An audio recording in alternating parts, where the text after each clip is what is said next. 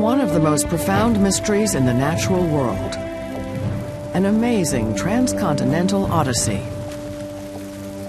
The migration each year of millions of monarch butterflies from Canada, across America, to Mexico. You've got a butterfly that's originating in Toronto, or it's originating in Detroit, Michigan. It's coming down from St. Paul, maybe even Winnipeg, and it's moving south. And somehow it finds its way to Mexico. Could you do that? Starting from a tiny caterpillar, blossoming into a beautiful butterfly, these delicate creatures will fly thousands of miles in a feat of endurance and navigation unlike anything else in nature. They've never taken a long flight in their lives, and they're on the way to an area that they've never seen before. Somehow they're recognizing landmarks or following streams or following the sun or following something. They're on their way to a remote area high in the Mexican mountains. And they get there every year at exactly the same time. Butterflies have dazzled humans for millennia. It's a beautiful little creature, and on top of that, it migrates 2,000 miles. And this just staggers the mind.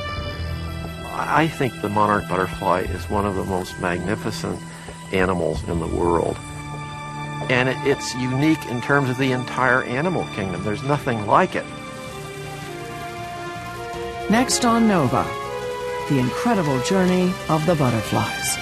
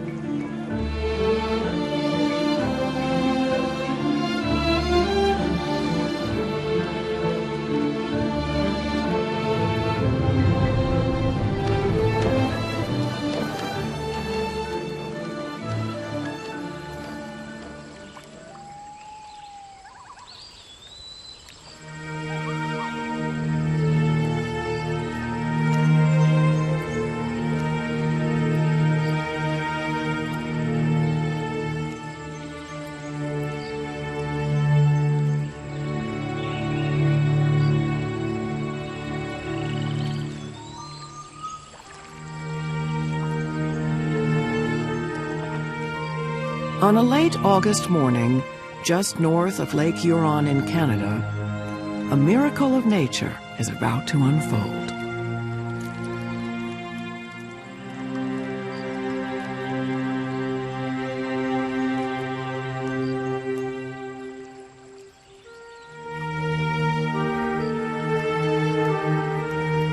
This tiny caterpillar is destined to become a monarch butterfly.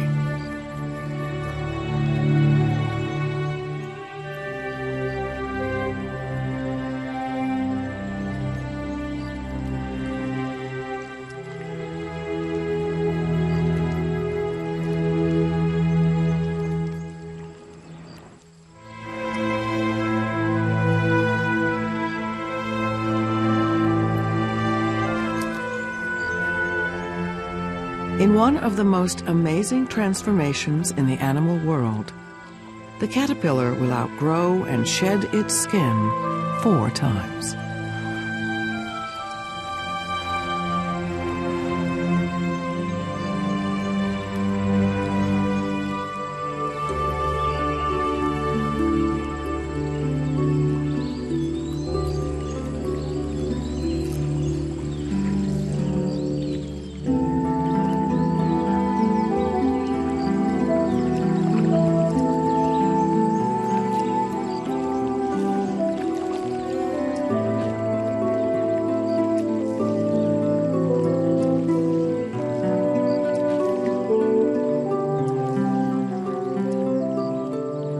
The 5th time, the caterpillar disappears.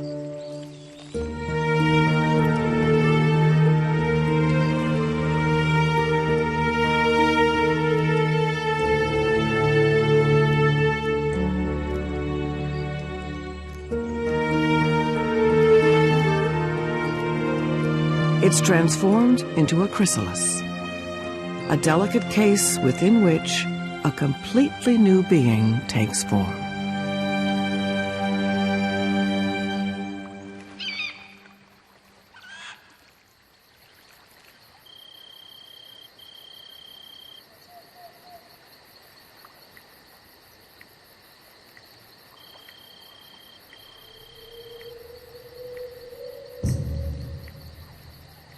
After about 10 days in the chrysalis, the new creature is complete.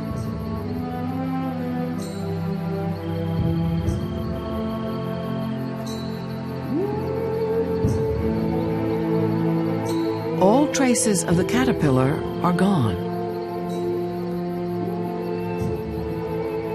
And in its place is a butterfly with 4 delicate wings.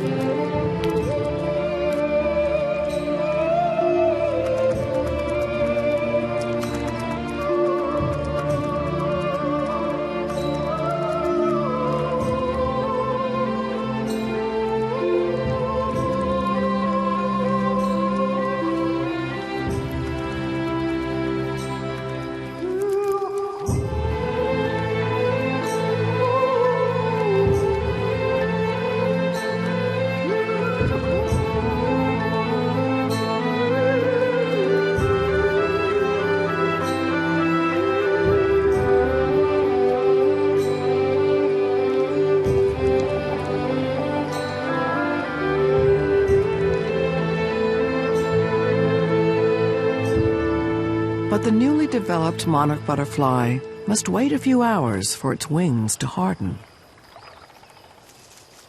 And then, finally, it can fly.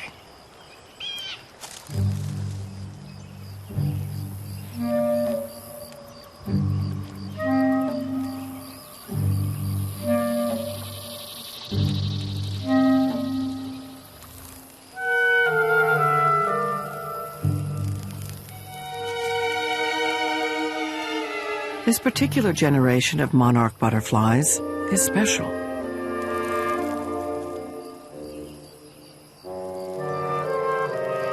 Every year, about 100 million of them begin an astonishing migration.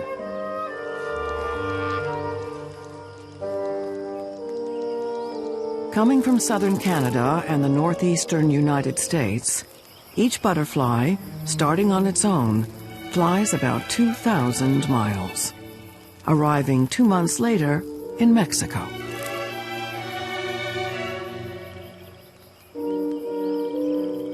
Their trip is part of a carefully timed cycle that began 3 generations back, when a group of monarchs left Mexico at the end of the winter.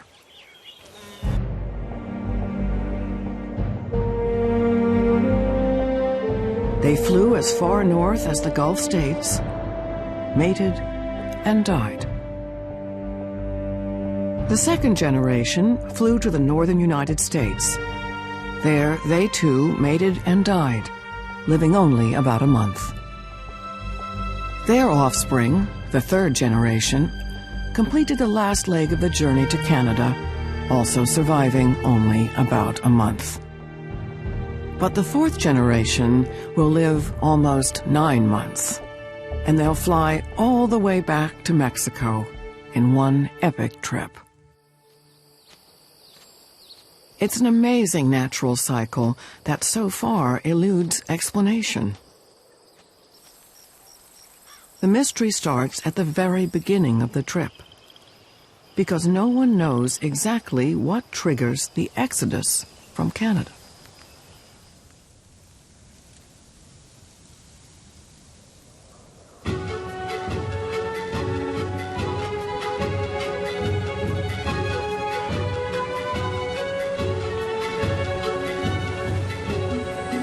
Well, when the monarchs leave Canada, they have a 2,000-mile trek ahead of them, at least.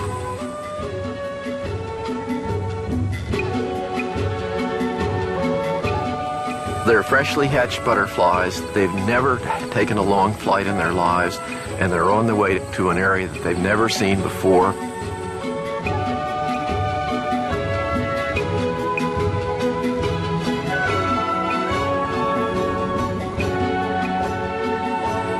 Somehow they're recognizing landmarks or following streams or following the sun or following something. We just don't know exactly how they do it. It's really an incredible journey.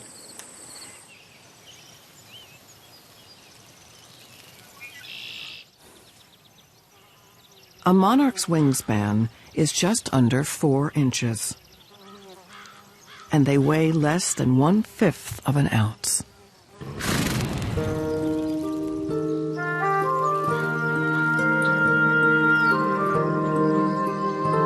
So how they survive their marathon migration is another mystery.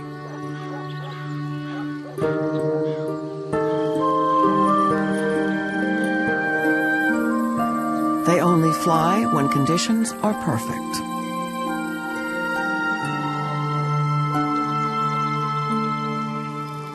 If it's too cold, they get sluggish and can't flap their wings. If it's too hot, they stop flying so they don't get overheated. They must also stop often for nectar and water. But every time they land, there can be enemies lurking.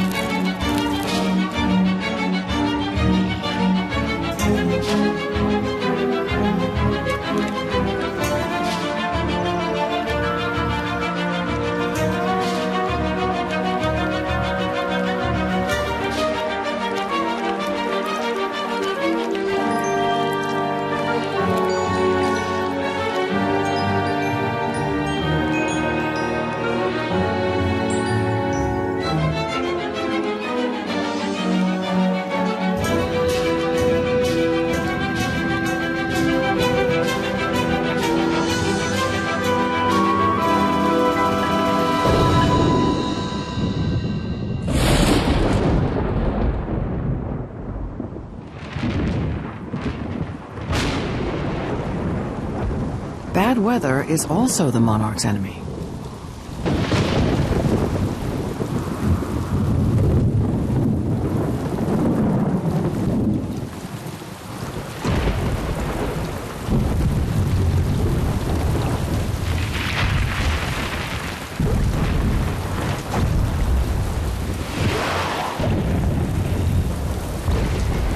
A rainstorm can be deadly.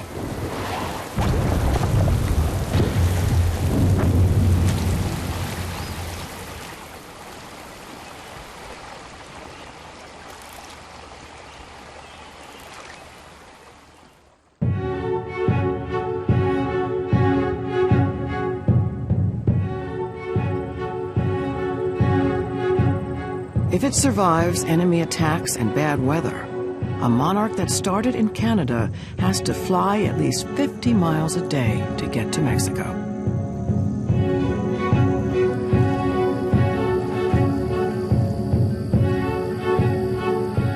physical effort this requires is remarkable for a creature so small, with such fragile wings.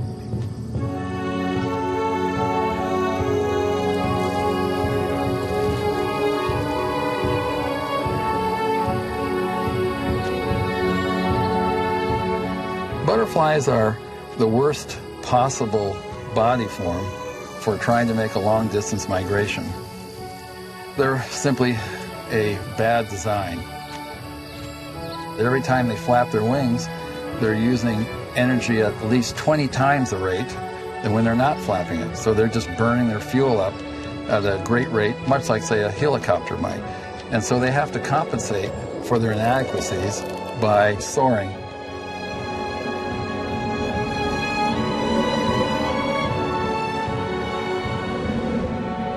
Soaring is gliding in rising air, much like I'm doing right now. The sun heats the ground heats the air above it. As the air heats, it expands and becomes lighter and begins to rise. And pretty soon you have a column of rising air. That's the thermal. Under good conditions, you can maintain the altitude you're at or even gain altitude. A more helpful maneuver is to circle in it. And you see hawks doing this and vultures doing this all the time. Circling in the thermal, staying within it, and this seems like a wonderful free ride, and it is. Soaring's the key to them getting to Mexico.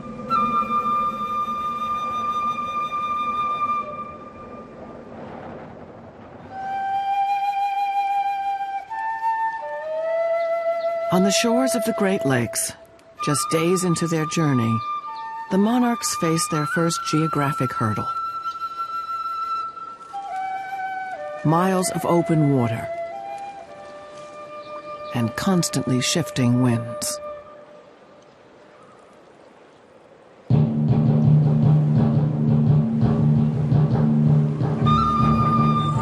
As the monarchs are migrating out of Canada, they hit the Great Lakes, which are a barrier.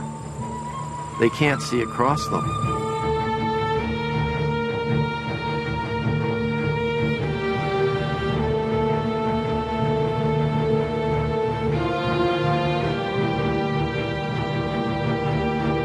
With no land in sight, monarchs use their finely tuned sense of the direction of the wind to carry them across the water.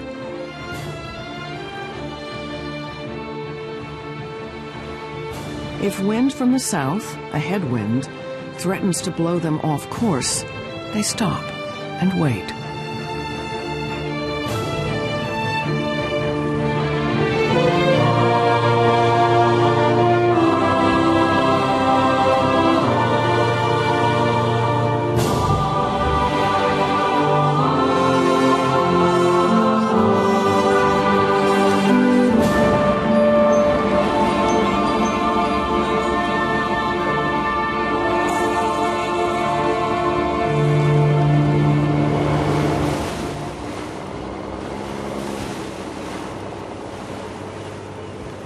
When they sense that the wind has shifted in their favor, they fly on.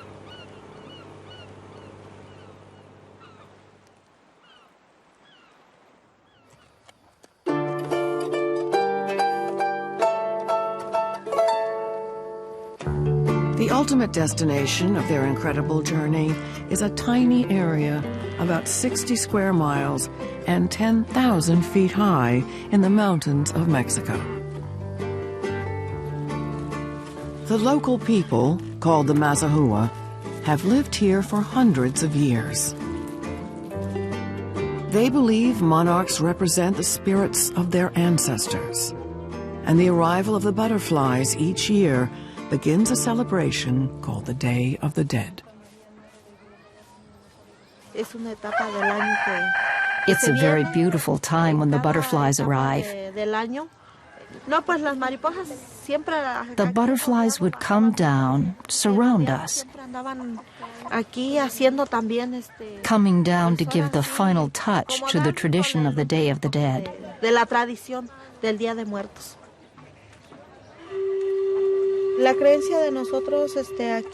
For those who live here, it's our belief from when I was a child. We would say they were the souls of our departed loved ones. Every year I make an altar. We put these things here because when our ancestors were alive, this is what they liked. That's why one waits for their arrival, to give them this offering.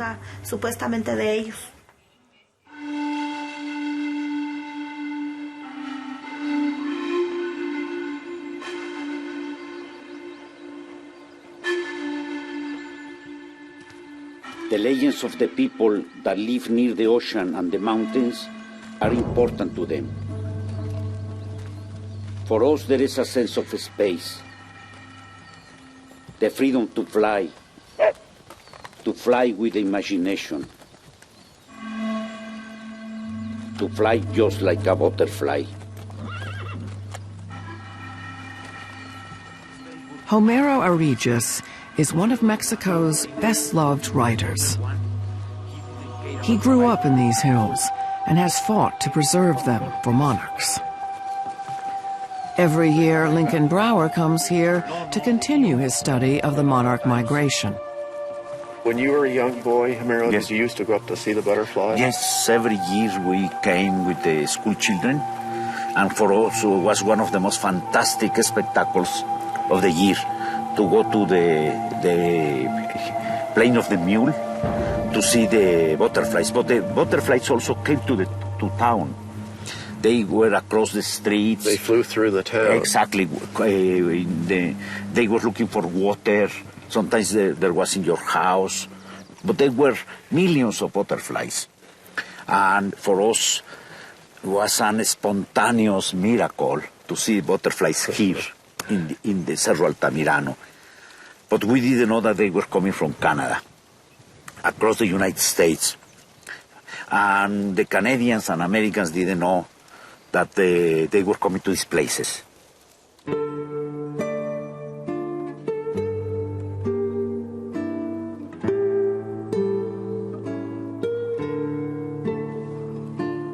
It was not until 1975 that scientists discovered the full extent of the North American migration, when butterflies that had been tagged in Canada were found spending the winter here.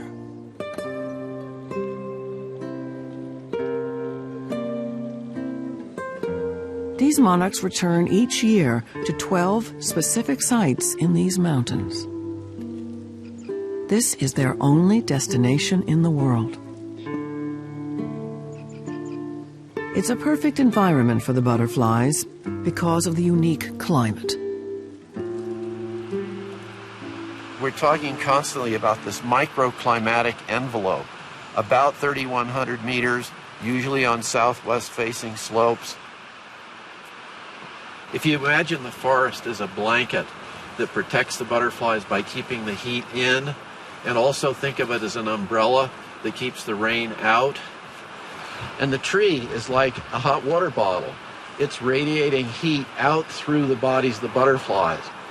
So when the temperature drops down really low, you'll see millions of monarchs just festooning these beautiful trunk clusters. If you think about it, the bigger the tree, the more heat it holds. So this is an argument for maintaining the forest in its native state, to let the trees get as big as they can, and the butterflies will be protected during those cold periods.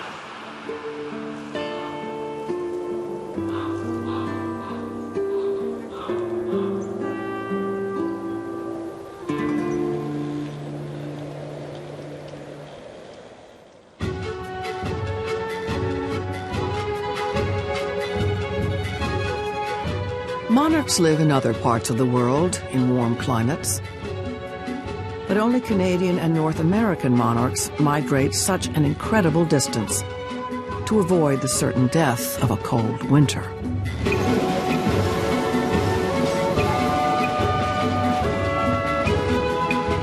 And exactly how they navigate from Canada to Mexico is another unsolved mystery.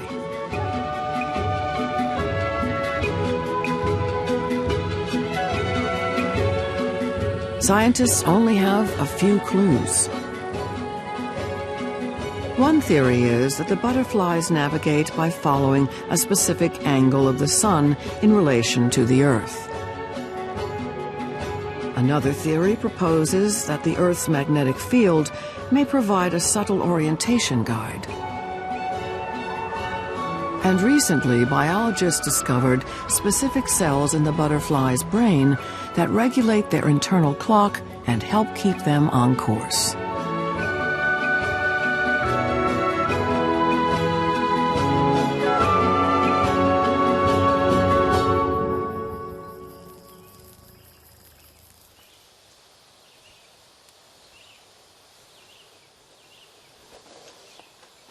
At the University of Kansas, Chip Taylor studies the forces at work in the monarch migration. You've got a butterfly that's originating in Toronto, or it's originating in Point Pelee, or it's originating in Detroit, Michigan. It's coming down from St. Paul, it's maybe even Winnipeg, and it's moving south. And somehow it finds its way to Mexico. Could you do that? And so now you need to tell whether or not it's a male or a female. And so this picture... In 1992, Taylor started a project called Monarch Watch. Are there any over here?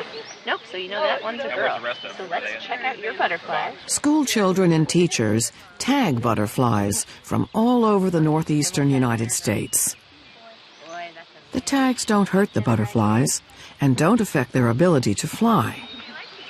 Oh, there he goes.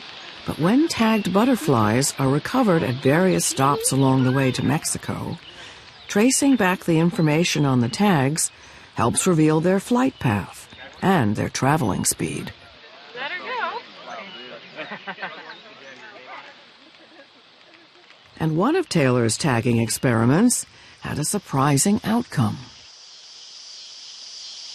We ran some experiments a few years ago. So we took butterflies and we transferred them to Washington, D.C. And initially, when we released them in Washington, D.C., they behaved as if they were still in Kansas. The butterflies who'd been moved to Washington started out flying in the same direction they would have taken to Mexico from their original home in Kansas, almost directly south.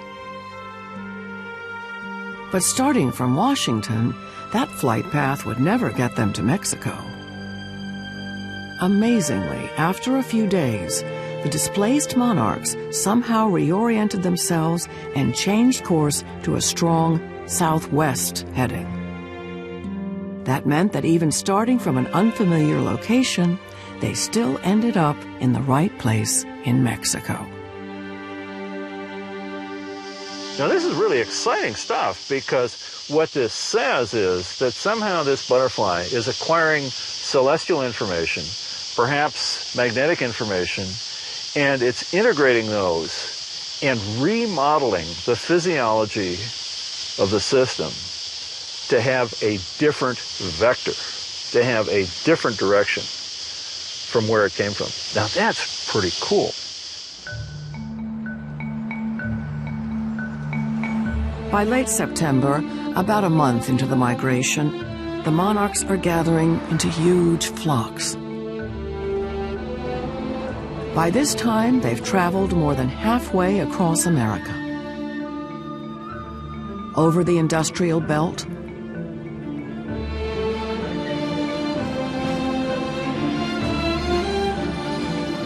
through small Midwestern towns,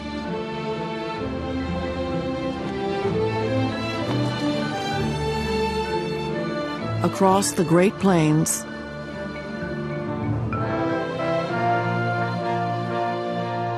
and finally, approaching the Southwest.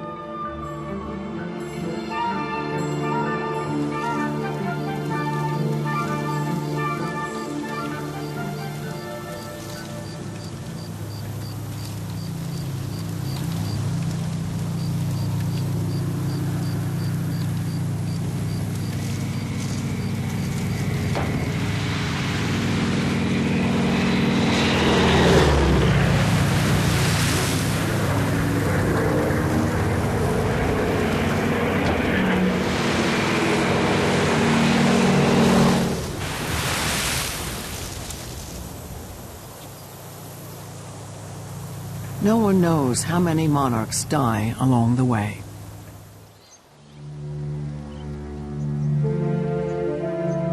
But if they make it to Mexico, there's another threat. Their destination in the Mexican mountains, the forests that will keep them alive over the winter, is in danger. It's like, you see all these trees, Lincoln? Yeah. Before there were hundreds and thousands, and now you can count them. And they're all... You see very tall and very wide. In 1986, the Mexican government protected some sections of these mountains as official sanctuaries for the butterflies for the winter months. But that meant some parts of the forests local people had depended on for income through legal logging operations were suddenly off limits. The result was an unexpected new threat to the monarchs: illegal logging.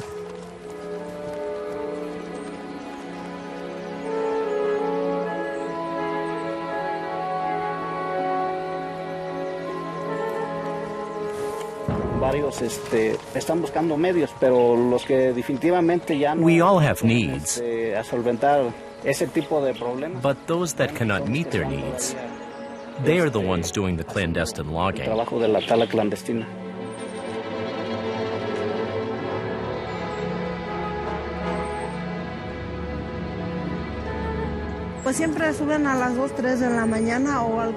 They come at 2 or 3 in the morning.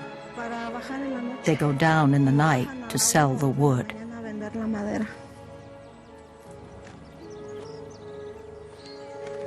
Mexican police patrol the forest, but have not been able to stop illegal logging. The World Wildlife Fund pays villagers to try to stop the destruction, but they are no match for the dangerous forces at work. Logging is clandestine and involves dangerous people.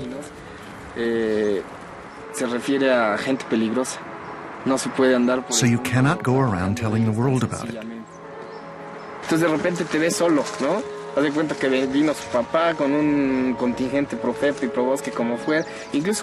Sometimes you find yourself alone. And even with the police, you can be left alone. They will follow you to kill you. It's not that easy.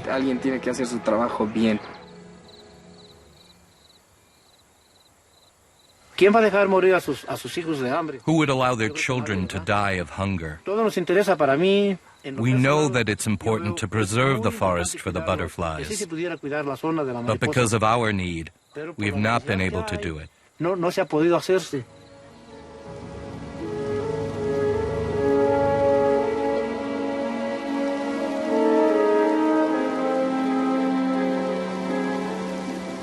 We're talking about hundreds of hectares of forest being leveled and then burned.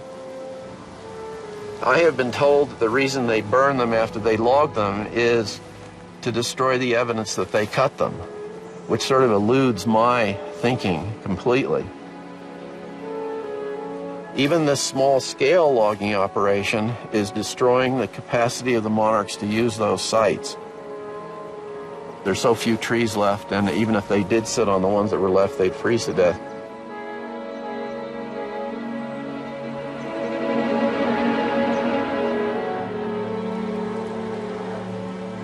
With the sanctuaries shrinking, an unusually cold winter in Mexico can be a disaster for the butterflies. During one storm, 80% of them died in a single sanctuary. If a harsh winter is followed by more bad weather in the spring, then no one knows how many butterflies will be able to breed new generations for future migrations. If the numbers are reduced to the point where the migration starts to unravel, we don't know what the critical low number is, but I'm worried that we might just get close to it.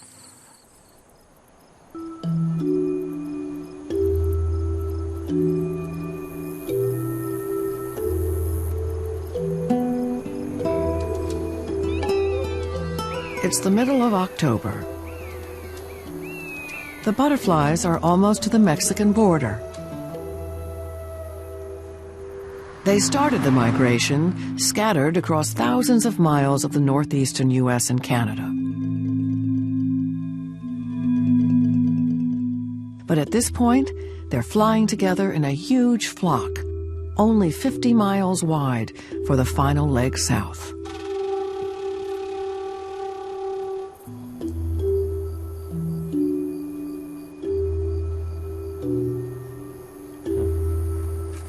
I just saw the shadow of it. For over 30 years, Texas zoologist Bill Calvert has conducted extensive field studies of the migration. But this year, he's worried. The butterflies are late.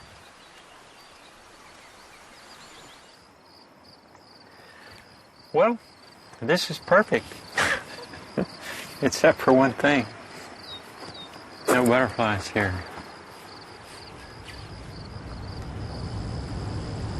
An endangered phenomena would not be the same as an endangered species. In the case of an endangered species, of course, we're worried about all the members disappearing. In the case of an endangered phenomena, we're worried that the migration would be reduced to such a state that it would be unnoticeable, or maybe even the migration itself would disappear. I mean, the predictions are that this is going to be the lowest population ever. So far, he's only seen a single monarch. Well, it's in pretty good shape. It's got a couple of pieces missing out of a wing over here, but otherwise it's in pretty good shape. There he goes, off to Mexico.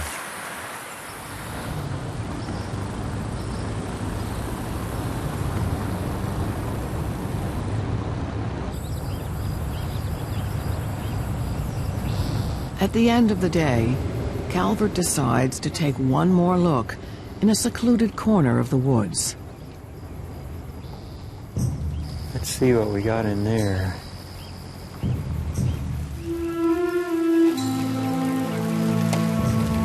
Oh, wow.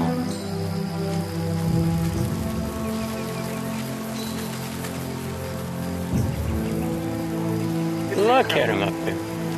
My God. It's just fantastic.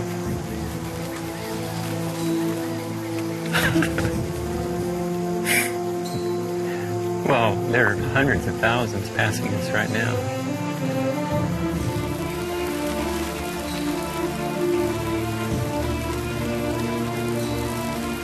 The butterflies have dazzled humans for millennia. It's a beautiful little creature. And on top of that, it migrates 2,000 miles. And this just staggers the mind.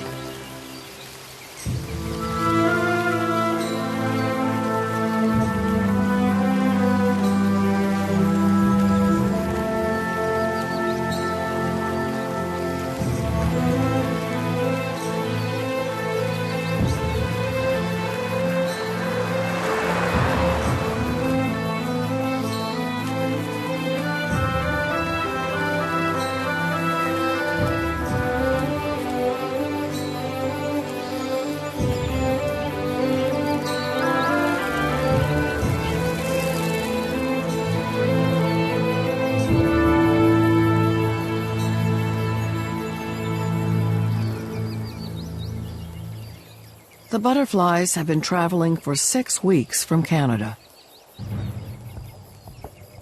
But they still face the most treacherous part of the journey. They must fly over hundreds of miles of scorching desert and navigate the towering Sierra Madre Mountains. Something has to focus on. I think the Sierra Madre Mountains serve that purpose. The mountains stick up pretty high, the butterflies encounter them, and they turn, and they follow the mountains, and they can follow the mountains for 900 miles.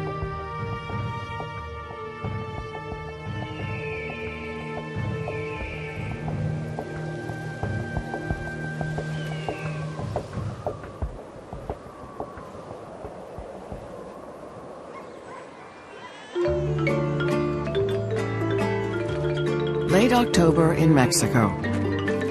The butterflies are expected soon.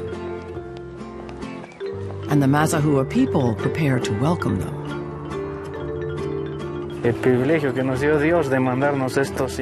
a privilege that God has sent us this insect. We take advantage of the months that the butterflies are here to earn our living. Because the truth is that we have a community that is quite poor. In this season, we earn enough to make a living. It's not a lot of money, but you can rely on it.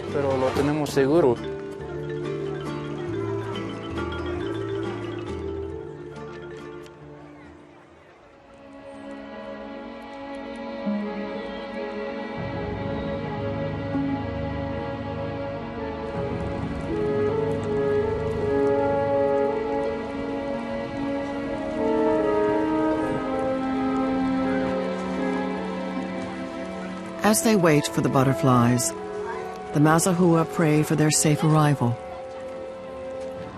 along with the spirits of their loved ones.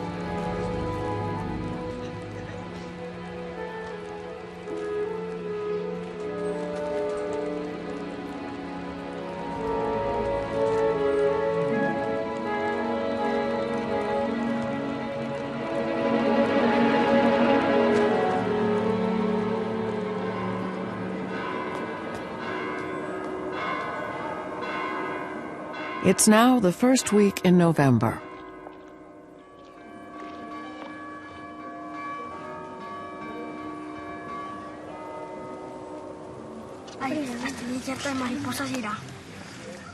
Hasta que era. Sí, hay 3, 4, 5, 6, 7, 8, 9, hay muchas. 11, 12, 13, 14. No puedes contar.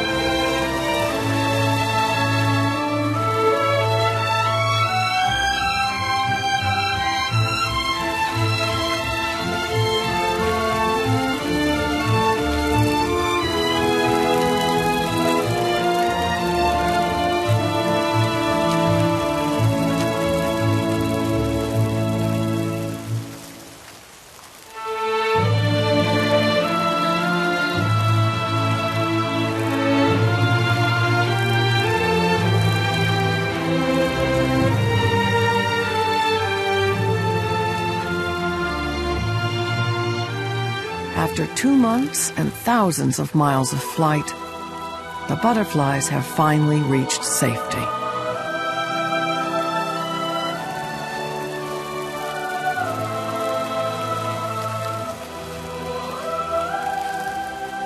Millions of them arrive over the next few days, and the people rejoice.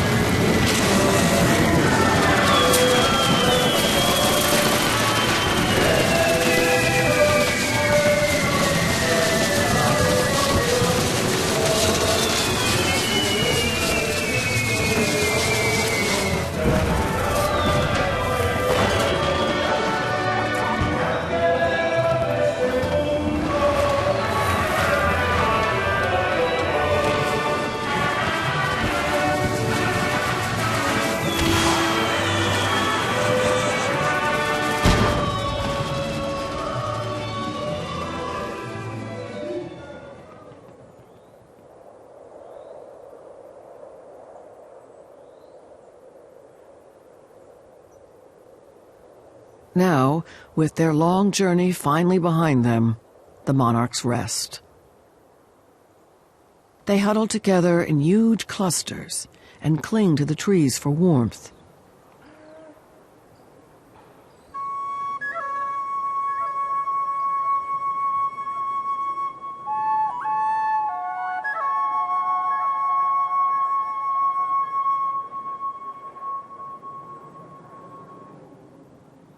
They'll leave the trees occasionally to feed on nectar and water. but they return to these clusters and stay here for almost 5 months.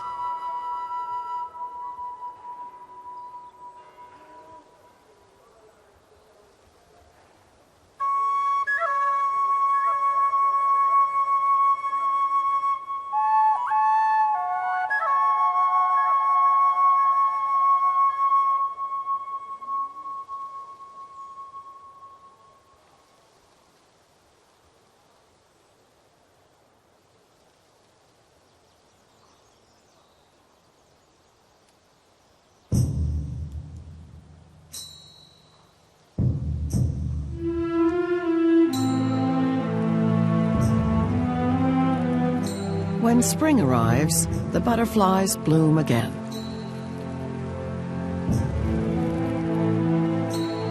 They open their wings to the sun, warming up for flight.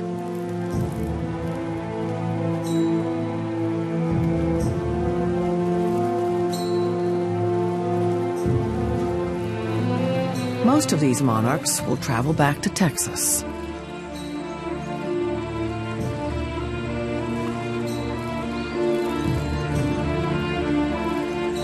There they will stop to mate.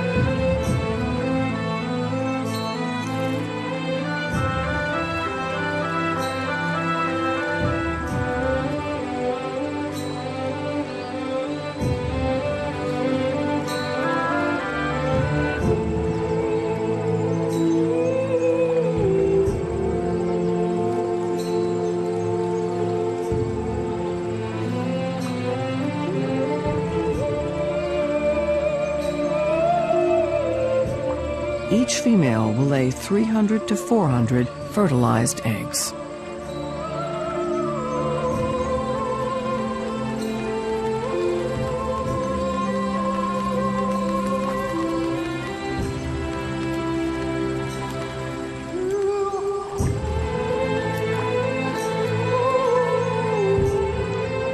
After the eggs are laid, the parents will die.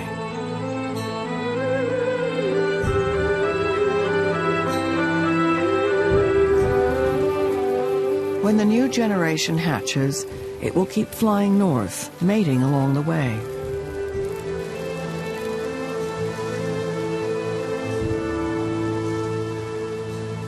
A third generation will do the same.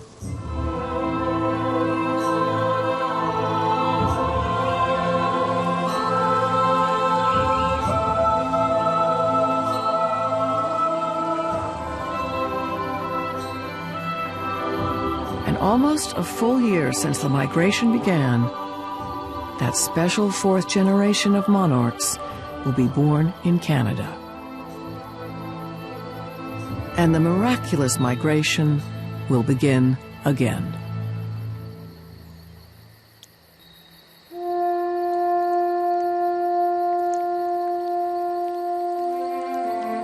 I'm frequently asked, well, what difference would it make if we lost the monarch migration? And I say, what difference would it make if we lost the Mona Lisa? Or if we lost Mozart's music? It's part of our culture.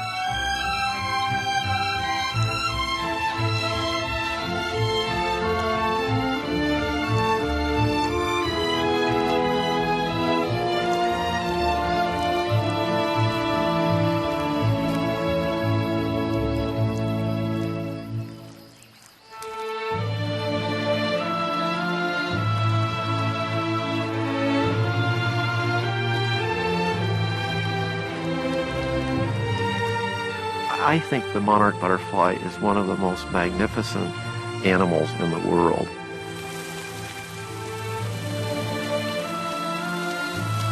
It will absolutely floor anybody the first time they see it, as it did me the first time I saw it.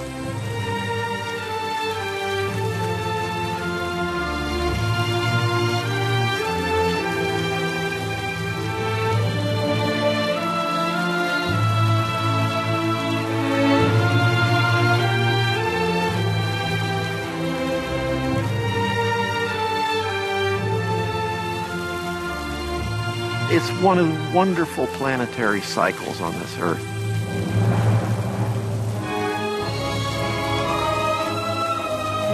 And it's unique in terms of the entire animal kingdom. There's nothing like it.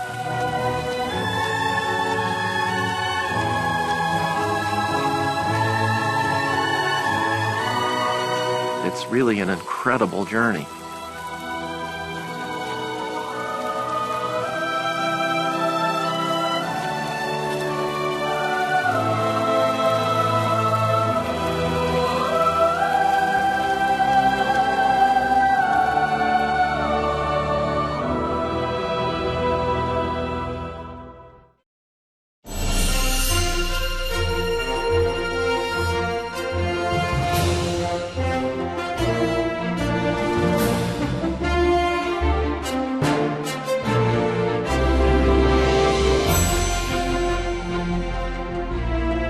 This Nova program is available on DVD.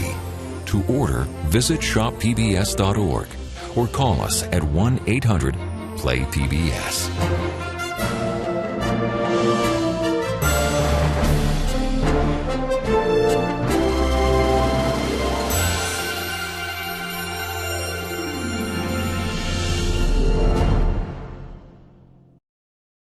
Nova is a production of WGBH Boston.